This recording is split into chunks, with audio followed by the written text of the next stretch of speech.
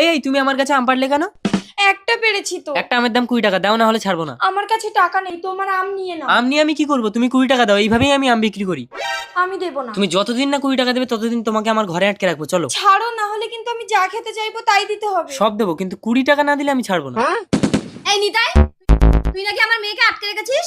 তোমার মেয়ে আমার গাছ থেকে চুরি করে একটা আম পেড়েছে। এই আমার মেয়েকে ছাড়। 20 টাকা না দিলে আমি ছাড়বো না। এই একটা আইবুড়ো মেয়েকে তোর ঘরে আটকে রেখেছিস, পুলিশ ডাকলে কি হবে জানিস? সে তোমার যাকে খুশি রাখো, কিন্তু 20 টাকা না দিলে আমি ছাড়বো না। হ্যালো পুলিশ, নিতাই মণ্ডলের বাড়ি একটু আসুন তো।